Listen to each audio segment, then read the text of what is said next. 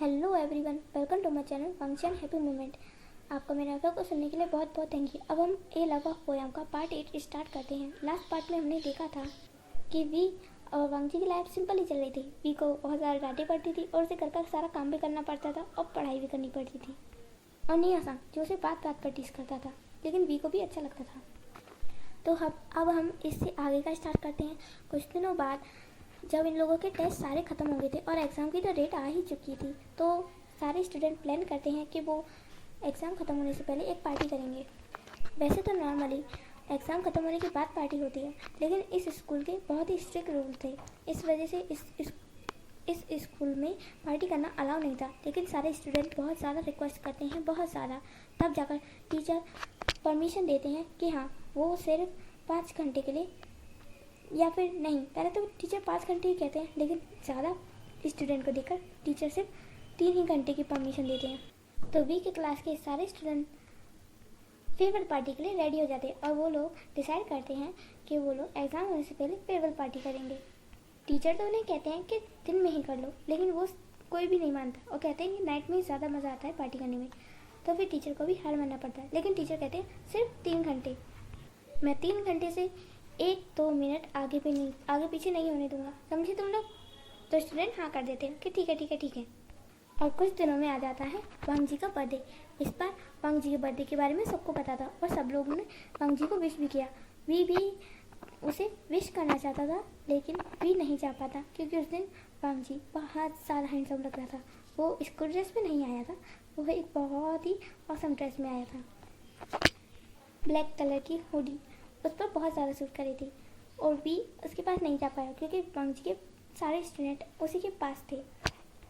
लेकिन वी के बदले निया-सांग चला जाता है। वी उसे चॉकलेट दे देता है और निया-सांग वी के बदले में वांगजी को चॉकलेट दे आता है। तो वांगजी वी के लिए थैंक यू भेजता है। तो निया-सांग वी से कहता है, वी पता है वांगजी ने तुम्हारे लिए क्या भेजा? तो वी कहता है क्या भेजा?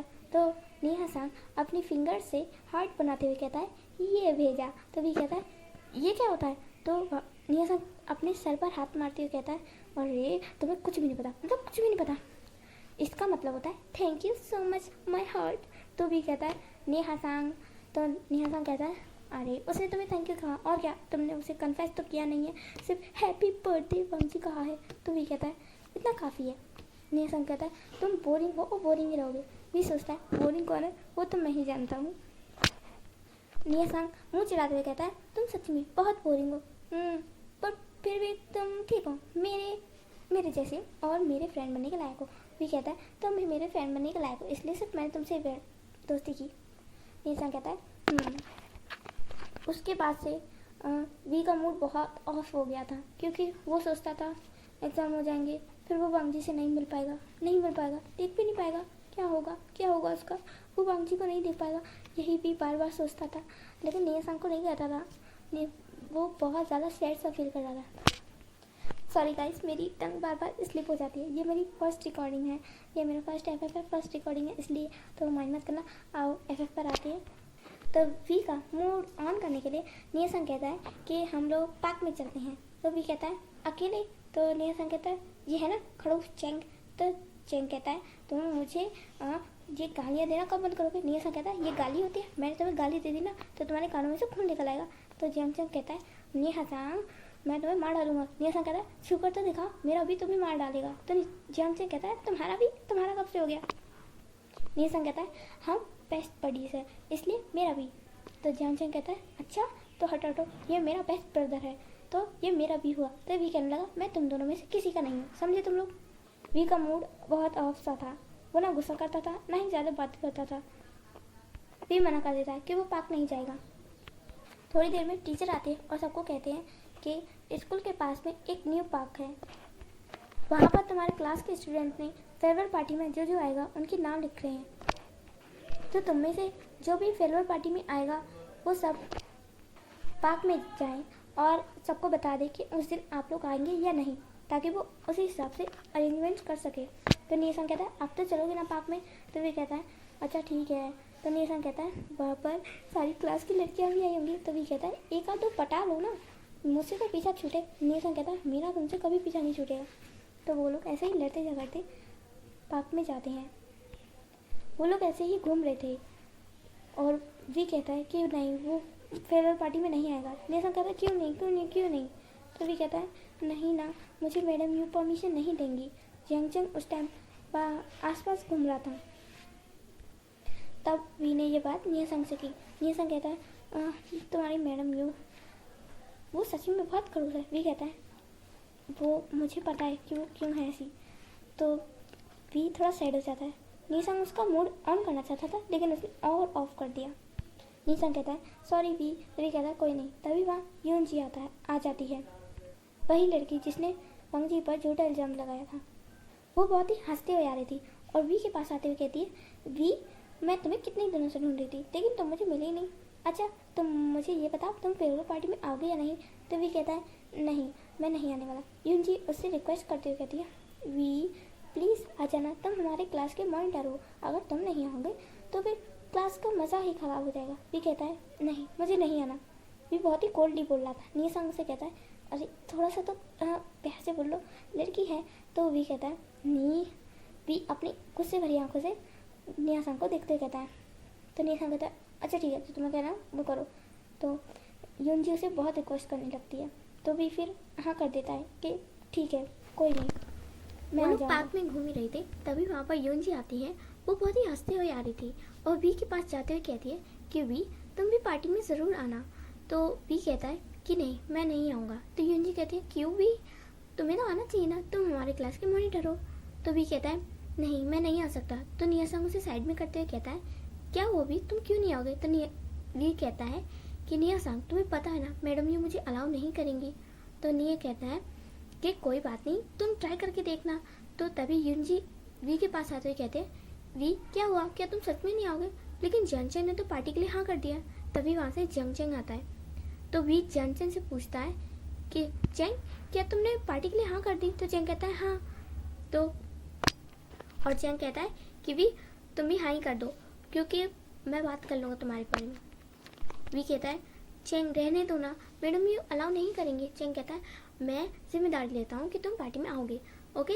और ये लड़की कौन है। तो यूनजी कहती है हाय, मैं यूनजी हूँ, मैं वी को इनवाइट करने आई थी कि वो पार्टी में ज़रूर आए। तो अब निया कहता है कि अब तो देखो जंगचन ने भी मैडम यू का जिम्मेदारी ले लिया है, तो अब तो तुम आओगे ना। तो वी कहता है ठीक है मैं ट्राई करूँगा। तो निया कहता है वाह अब हम शॉपिंग पर चलेंगे।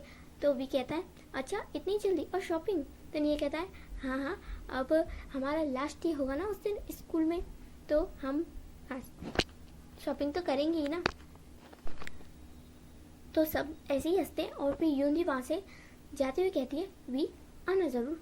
ऐसे कहते हैं वो वहाँ से चली जाती है और फिर वो तीनों पार्क में थोड़ी देर घूमते हैं और थोड़ी मस्ती करते हैं और फिर वो लोग घर आ जाते हैं। फिर भी सोचता है कि वो पार्टी में क्या पहनेगा, पार्टी में क्या पहनूँ भी ऐसे सोचता है। अब हमारा सीन कट होता है और हमें दिखाते हैं कुछ दिनों बाद का सीन, कुछ महीनों बाद का सीन कि निया-सांग वी से गुस्सा है और वी उसे मना रहा है। वी कहता है निया-सांग अब तो गुस्सा मत करो ना। निया-सांग कहता है नहीं, मैं तुमसे बहुत गुस्सा हूँ, बहुत ज़्यादा। जंगचंग कहता है अब रहने भी दो, वी नहीं आया तो क्या हुआ। तो निया-सांग कहता है ये कितना बुरा है, कितना झूठा है। मैंने इसे कहा था ये अपने बर्थडे वाले दिन ज़रूर आएगा और मेरा फ़ोन भी ज़रूर उठाएगा, लेकिन ये ना तो बर्थडे वाले दिन आया ना ही इसने मेरा फ़ोन रिसीव किया। वी कहता है जंगचंग ने तो किया था ना। निया-सांग कहता है हाँ, अब उसी से करवा लो सब, मैं तुमसे गुस्सा हूँ। भी कहता है प्लीज़ मान जाओ। निया-सांग कहता है मैं उस दिन कितने प्यार से कितनी अच्छे से तुम्हारे लिए चॉकलेट अपने हाथों से बना कर लाया था, लेकिन तुम आई ही नहीं, मैं तुमसे बहुत गुस्सा हूँ।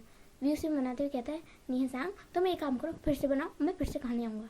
तो निया-सांग कहता है अच्छा अब मैं तुम्हारे लिए बार बार बनाता रहूँगा, नहीं मैं तुमसे गुस्सा हूँ। तो भी कहता है अब मैं तुम्हारा गुस्सा ठंडा करने के लिए क्या करूँ। तो निया-सांग कहता है मुझे नहीं पता, बस अपने ख्यालों में खोए रहो। तो जंगचंग कहता है कि उस दिन भी कैसे आता, वो तो उस दिन बीमार था ना। तो निया-सांग कहता है तो मैं क्या करूं, मुझे इससे क्या, फ़ोन तो रिसीव कर सकता ना, मैं इससे बहुत गुस्सा हूँ। तभी हमें एक फ्लैशबैक दिखाते हैं कि जिस दिन वी का बर्थडे था उस दिन वी को बुखार आ गया था, तो इसलिए वी स्कूल नहीं जा पाया। और जब निया-सांग ने फ़ोन किया तो जंगचंग ने फ़ोन उठाते हुए कहा कि वी बीमार है और वो अभी आराम कर रहा है। तो इस बात से निया-सांग बहुत ज़्यादा गुस्सा हो गया था। अब हमारा फ्लैशबैक एंड होता है। तो वी निया-सांग को मनाने की बहुत कोशिश करता है, लेकिन निया-सांग वो तो मानने की जगह वो तो और भी ज़्यादा गुस्सा होते जा रहा था कि तुम बस सॉरी बोलते रहो और इसी से काम हो जाएगा। तो भी कहता है तो तुम्हें क्या चाहिए बोलो ना। तो नीसंग कहता है मुझे कुछ नहीं चाहिए। तो भी कहता है अच्छा इसलिए तुम इतना मुंह फुला रहे थे। तो नीसंग कहता है कुछ नहीं। फिर भी कहता है कि अच्छा ठीक है, मैं फेयरवेल पार्टी में आऊँगा तो तुम्हारे पसंद के कपड़े पहनूंगा। तो नीसंग बहुत ज़्यादा हैप्पी हो जाता है, कहता है क्या सच में, क्या सच में भी। तो भी कहता है हाँ। नीसंग बहुत खुश होते ही कहता है ठीक है तो ठीक है, हम शॉपिंग करने में साथ में जाएंगे। तो भी कहता है हाँ। और